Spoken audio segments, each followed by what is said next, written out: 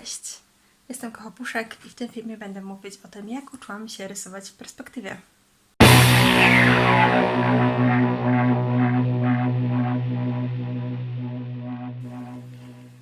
Jeśli jesteście tutaj pierwszy raz, to nazywam się Kochopuszek. Jestem grafikiem od prawie 10 lat.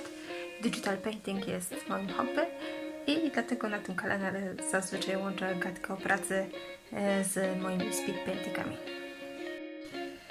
Jako że ostatnio dotarło do mnie wreszcie, że kompletnie nie ogarniam tego rysowania, postanowiłam wrócić do podstaw, zaczynając od tej takiej najgorszej rzeczy, jaka jest, czyli perspektywy. Dzięki pokazaniu Wam swojej zmagań chcę siebie i Was trochę zmotywować do nauki i mam nadzieję, że materiały w tym wideo pomogą Wam w wyjściu ze swojej strefy komfortu, a może nawet do nauki samej perspektywy. Pierwszym krokiem w mojej nauce był nowy film na BAM Animation. Link do tego filmu wrzucę tutaj na karcie u góry. I był to pierwszy filmik, który w jasny i zrozumiały dla mnie sposób pokazał, jak tworzyć siatki w Photoshopie, jak z nich korzystać. I naprawdę polecam, jeśli chcecie uczyć się perspektywy.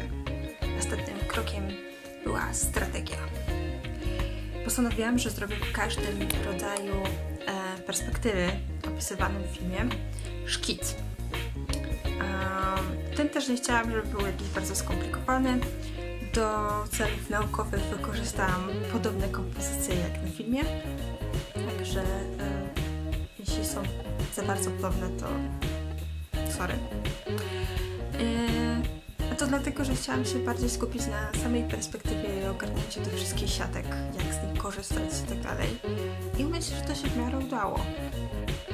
Na tym filmie też widzicie efekty i cały proces tych rysunków.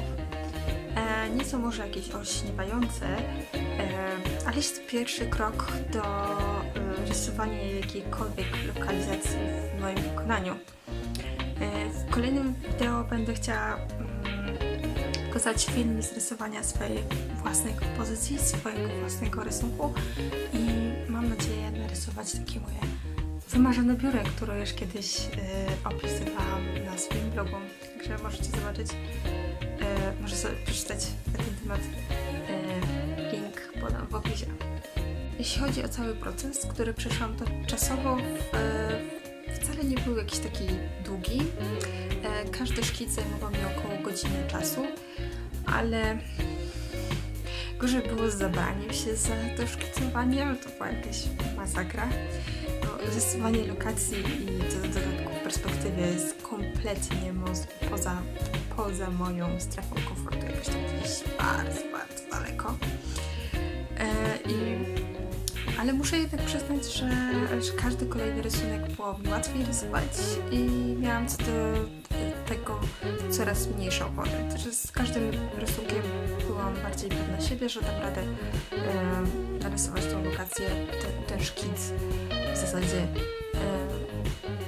I myślę, że to był największy mój problem, że bałam się, że coś tam się nie uda.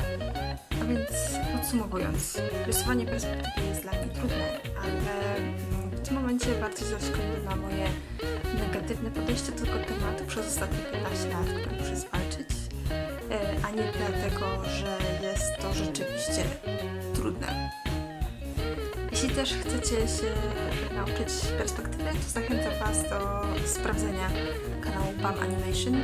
Jest tam mnóstwo innych rzeczy oprócz perspektywy i chłopaki dzielą się naprawdę taką solidną wiedzą na tematy rysunku i animacji, także naprawdę Wam polecam. Kończąc już ten film, chciałabym dać Wam zadanie domowe, a konkretnie napiszcie w komentarzu,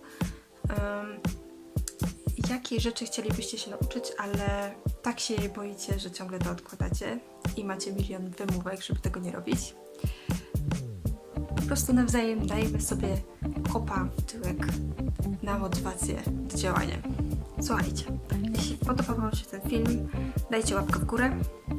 Jeśli chcecie dostawać powiadomienia o nowych filmach, które wypuszczam, które no wypuszczam rzadko, ale pojawiają się co jakiś czas, zasubskrybujcie mój kanał i kliknijcie dzwoneczek.